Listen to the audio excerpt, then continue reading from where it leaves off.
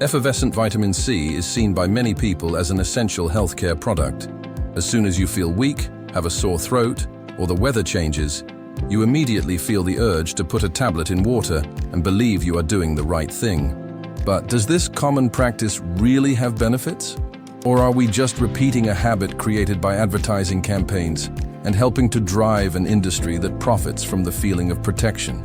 The truth is that effervescent vitamin C does not always do what it promises, and in some cases, it can even pose hidden risks, especially for people with high blood pressure, kidney problems, or who take the supplement frequently. In this video, we'll take a look at what's behind the popularity of effervescent vitamin C. You'll understand where the idea that it prevents disease came from, why it has become synonymous with immunity, and what dangers are hidden in the most common formulas. And at the end, we'll talk about a component that is often overlooked on packaging: high sodium content. This is a detail that can turn a harmless supplement into a silent risk, especially for those over 60. Vitamin C gained prominence in medicine long before it was found in pharmacies. It became known for preventing a serious disease called scurvy, which mainly affected sailors during long voyages at sea. Without access to fresh food, these men developed bleeding, weakness, swelling, and tooth loss, and in many cases, did not survive. It was in the 18th century that doctors began to realize that consuming citrus fruits, such as lemons and oranges, prevented these conditions. It was only later that science discovered that an essential micronutrient was responsible for this effect: vitamin C. In the 20th century, advances in biochemistry allowed this vitamin to be isolated and produced in laboratories. As a result, it began to be used not only to prevent scurvy, but also in research seeking to understand its role in the immune system.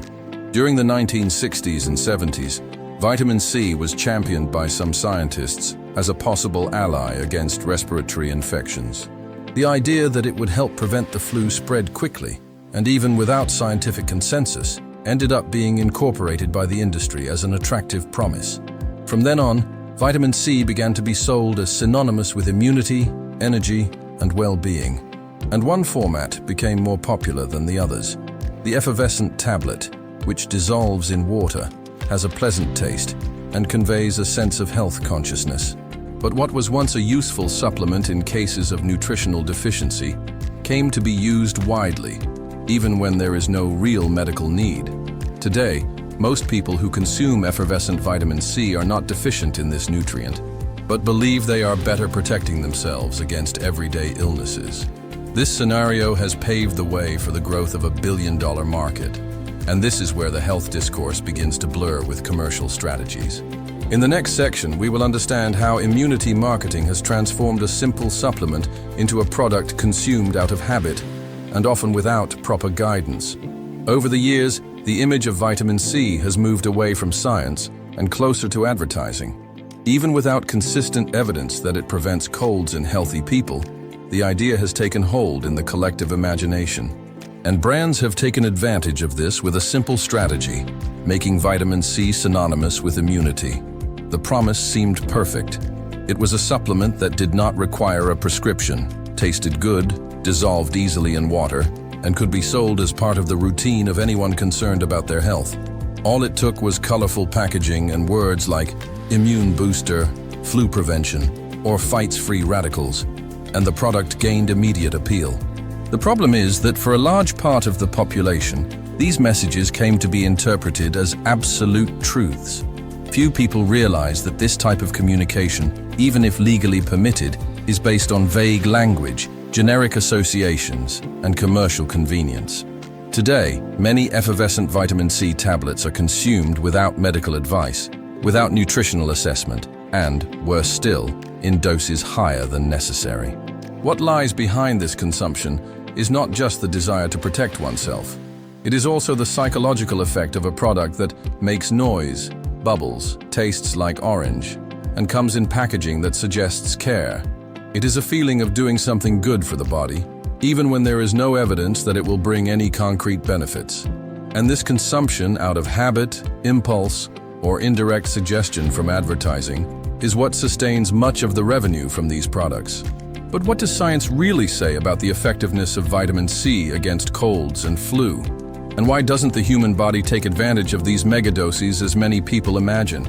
The idea that large amounts of vitamin C could prevent disease and strengthen immunity gained momentum in the 1970s. It was at that time that chemist Linus Pauling, winner of 2 Nobel Prizes, began to publicly advocate the use of vitamin C in high doses, well above basic daily requirements. Based on preliminary studies, Pauling believed that the nutrient would have positive effects in preventing colds and other infectious diseases. His books reached a wide audience, and the idea spread quickly. Taking high doses of vitamin C was a simple, inexpensive, and effective way to protect the body. Despite Pauling's influence, many of the studies supporting his ideas were observational, with no solid clinical evidence. And over the years, other controlled studies began to show that the real effects of vitamin C in preventing colds were, at best, modest, and in many cases, non-existent. Still, the cultural impact had already been made. The pharmaceutical industry realized the commercial potential and began offering versions of vitamin C in increasingly higher doses, many of them in effervescent forms, with 500 mg, 1000 mg or more per tablet. These amounts often far exceed the daily requirements of most people. For healthy adults, for example, the average recommendation is around 75 to 90 mg per day, something that can be easily achieved with a varied diet. Contrary to popular belief, excess vitamin C does not accumulate in the body to be used later. It is mainly eliminated in urine, and absorption decreases when doses are too high. In other words, consuming megadoses may not provide any practical advantage, and in some cases it can overload the kidneys or cause adverse effects, such as nausea, intestinal discomfort, and kidney stones. But if science questions the benefits of megadoses, why do so many people continue to take effervescent vitamin C as if it were a protective shield? In the next section, we'll look at what the latest studies really show about the effect of vitamin C on the immune system, and whether it actually prevents respiratory infections. When it comes to vitamin C, science has accumulated decades of serious studies, especially on its relationship with colds, flu, and immunity. What these studies show, in general, is that vitamin C does not prevent a healthy person from getting the flu. In people with adequate levels of the vitamin in their bodies, continuous use of supplements does not reduce the chance of infection or prevent contagion from common respiratory viruses. In other words, for most people, taking vitamin C every day will not prevent the flu from appearing. However, there are some important exceptions. People exposed to intense physical stress, such as high-performance athletes or workers in extreme environments, may experience a slight reduction in the duration or intensity of symptoms with regular use of the vitamin. But even in these cases, the effects are small and do not justify excessive consumption by the general population. Another relevant point is that occasional use of vitamin C, i.e., only after symptoms begin, has no significant effect on the duration of the flu. The popular belief that taking vitamin C at the first sign of a cold helps you recover faster is not confirmed by science. In practice, this means that the supplement is not useless, but it is also not the miracle solution that many imagine. Vitamin C remains essential for the body to function, and a deficiency can indeed cause serious problems. But the best way to ensure adequate levels of the nutrient is still through natural foods, fruits, vegetables, and a varied diet. Despite this, millions of people continue to consume effervescent tablets every day without medical advice, without real need, and often without knowing that they may be ingesting a component that compromises their long-term health. In the next section, we will discuss this critical issue: the high sodium content found in many effervescent vitamin C formulas, and how it can directly affect blood pressure and the body's balance. Few people pay attention to the details of the composition when buying a supplement. Most look at the flavor, brand, or number of milligrams on the package, but completely ignore the additives, colorings, and most importantly, the sodium content found in many effervescent tablets. And here's a point worth noting. Vitamin C in effervescent form is often accompanied by compounds such as sodium bicarbonate or sodium carbonate, which are used to create the bubbling effect in the glass. The problem is that these substances significantly increase the amount of sodium ingested, and this information is rarely highlighted on the packaging. Some brands contain more than 250 milliliters of sodium per tablet, equivalent to a processed snack or even a serving of chips. For those with high blood pressure, fluid retention, or cardiovascular risk, this amount can be concerning, especially when the supplement is consumed daily. The most serious issue is that many consumers use effervescent vitamin C precisely because they believe they are adopting a healthy habit.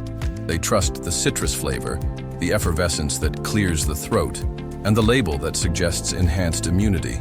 But they end up ingesting a hidden dose of sodium, without realizing that they are worsening their own vascular health in the long term. This type of information does not appear in advertising campaigns. The industry will not tell you that, in many cases, the sodium in the tablet can represent up to 10% of the daily recommendation, and that when added to a diet high in salt, it can exceed the tolerable limit for more sensitive people. That's why products like these remain profitable. They sell an idea of protection while quietly contributing to problems that generate new expenses for medications, tests, and treatments. And the cycle repeats itself. You buy something believing that you are taking care of yourself, but in practice, you are feeding a machine that profits from your fear, your haste, and your trust in what seems natural. But the good news is that there are safe, natural, and effective ways to maintain good vitamin C levels without hidden risks and without falling into marketing traps. In the next section, we'll talk about the main food alternatives and supplements that really make sense for your body, and that work even when there's no foam in the glass. The best way to ensure vitamin C in your body does not come in a plastic tube, nor does it need to be dissolved in sparkling water. It is present every day at farmers' markets, grocery stores, and even in your refrigerator, often overlooked by those who believe that a supplement is always better than real food. Fresh fruits such as acerola, cashews, guava, oranges, and kiwis are extremely rich natural sources of vitamin C. Most importantly, these fruits are accompanied by fiber, antioxidants, and other bioactive compounds that promote the absorption and utilization of nutrients in the body. To give you an idea, 100 grams of acerola can have up to 10 times more vitamin C than a whole orange. And unlike effervescent tablets, these foods have no hidden risks and do not cause imbalances in the body. In addition to fruits, vegetables such as red peppers, broccoli, kale, and raw cabbage also offer good amounts of the vitamin and can be easily incorporated into everyday meals. Now, if for some reason you need supplementation, it is best to opt for simple capsule versions without effervescence, artificial colors, or flavorings.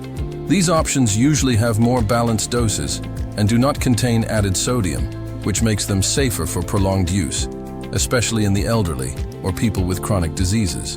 But it is always good to remember, supplements are not a substitute for food, and above all, they should not be started on your own, even if they seem harmless. Many people believe that taking vitamin C as a precaution is fine. But when it becomes a habit, it can mask dietary imbalances, create a false sense of protection, and even pave the way for new problems. So before following the trend or repeating what you saw in an advertisement, ask yourself, do I really need this? Or am I just repeating a habit that I was taught and that enriches those who profit from my doubt? In the next section, we will recap the main points and show why this warning about effervescent vitamin C needs to be taken seriously, especially by those over 60 who want to take a more conscious approach to their health. Vitamin C is undoubtedly an essential nutrient for the body, but the way it is sold, advertised, and consumed today needs to be rethought. Taking an effervescent tablet is not the same as consciously taking care of your immunity, and believing that a daily dose guarantees absolute protection can be a mistake, especially when there is excess sodium, unnecessary doses, and a lack of professional supervision. Throughout this video, you have seen that most people do not have a real vitamin C deficiency. Megadoses are not very effective in preventing the flu, and many effervescent supplements hide risks that go unnoticed. Choosing natural foods, combined with quality information and conscious decisions, remains the best path. It's not the fastest or most advertised option, but it's the one that brings real results and puts you in control of your own health. So, if you've made it this far and value this type of content, write in the comments, More health, less hype. That way we know who's walking alongside us in this quest for clear information without shortcuts. And if this video helped you in any way, leave a like, subscribe to the True Health Explained channel, and turn on the bell to continue receiving reliable content on health and well-being.